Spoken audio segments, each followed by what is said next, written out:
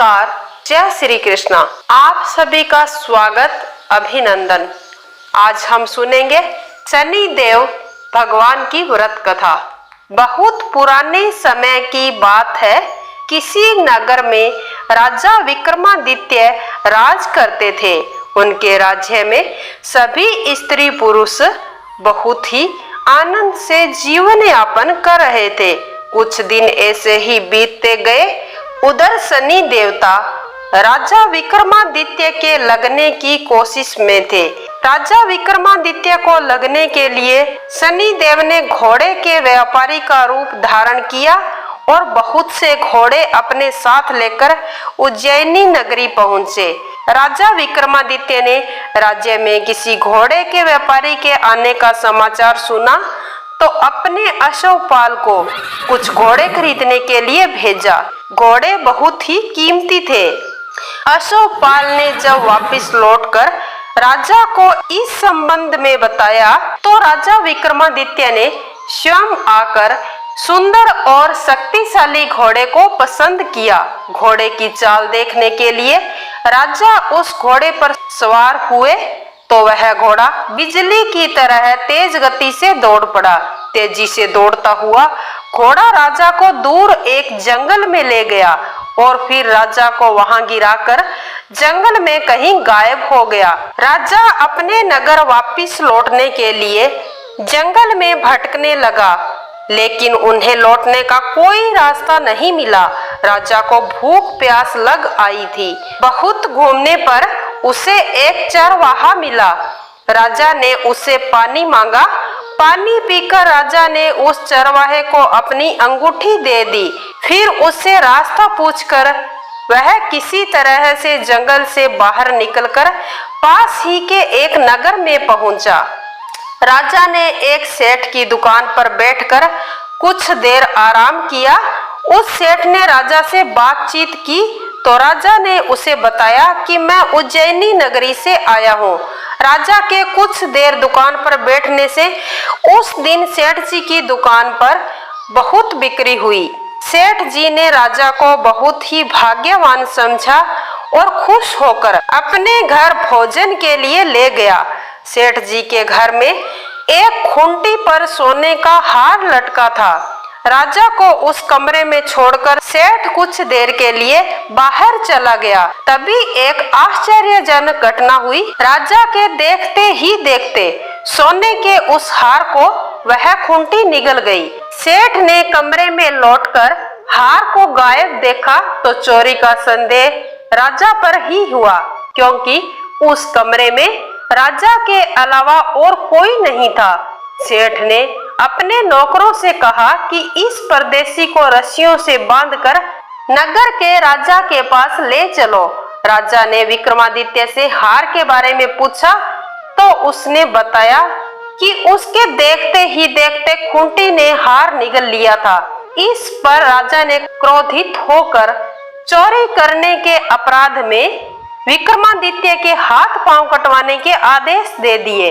राजा विक्रमादित्य के हाथ पांव काटकर उसे नगर की सड़क पर फेंक दिया गया।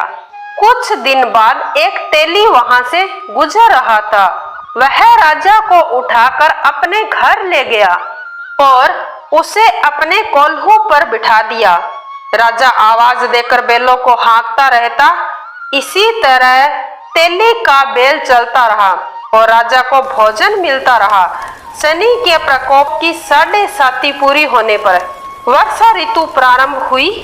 राजा विक्रमादित्य एक रात मेघ मल्हार गा रहा था कि तभी नगर के राजा की लड़की राजकुमारी मोहिनी रथ पर सवार होकर उस तेली के घर के पास से गुजर रही थी। उसने मेघ मल्हार सुना तो बहुत अच्छा लगा। दासी को भेजकर गाने वाले को बुला लाने को कहा। दासी ने लौटकर राजकुमारी को अपंग राजा के बारे में सब कुछ बता दिया। राजकुमारी उसके मेघ मल्हार से बहुत मोहित हुई। अतः वह सब कुछ जानती थी तो भी उस अपंग राजा से विवाह करने का निश्चय कर लिया। राजकुमारी ने अपने माता पिता से जब यह बात कही तो वे हैरान रह गए। रानी ने मोहिनी को समझाया बेटी, तेरे भाग्य में तो किसी राजकुमार की रानी होना लिखा है, फिर तो उस अपंग से विवाह करके अपने पांव पर कुल्हाड़ी क्यों मार रही हो? राजकुमारी ने अपनी जिद नहीं छोड़ी। अपनी जिद पूरी कराने के लिए उसने भोजन करना छोड़ दिया था और प्राण त्याग देने का निश्चय कर लिया था। आखिर राजा रानी को विवश होकर अपंग विक्रमादित्य से राजकुमारी का विवाह करना पड़ा। विवाह के बाद राजा विक्रमादित्य और राजकुमारी तेली के घर में ही रहने लगे। उसी रात स्वप्न में शनिदेव ने राजा से कहा, राजा, तूने मेरा प्रकोप तो देख ही लिया और आज तक मैं तुम्हारे ऊपर लगा हुआ था।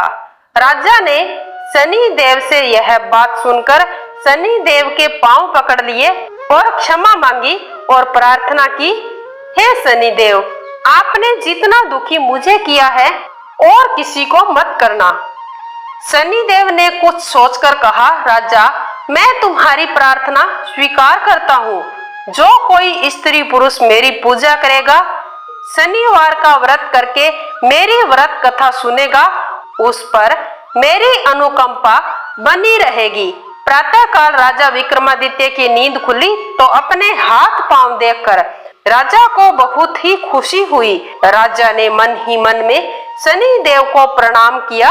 राजकुमारी भी राजा के हाथ पांव सही सलामत देखकर हैरान रह गई। तभी राजा विक्रमादित्य ने अपना सारा परिचय देते हुए शनिदेव के प्रकोप की सारी कहानी राजकुमारी को सुनाई।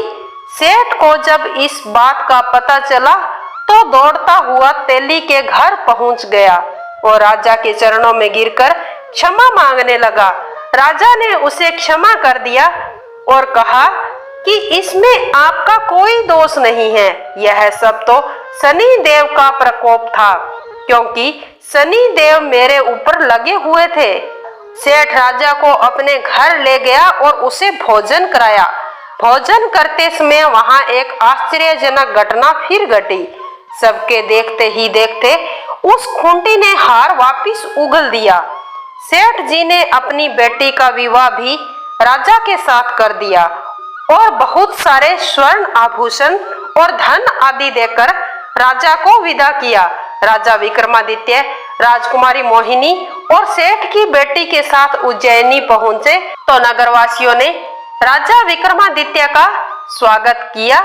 अगले दिन राजा विक्रमादित्य ने पूरे राज्य में यह घोषणा कराई कि शनिदेव सब देवों में सर्वश्रेष्ठ देव हैं।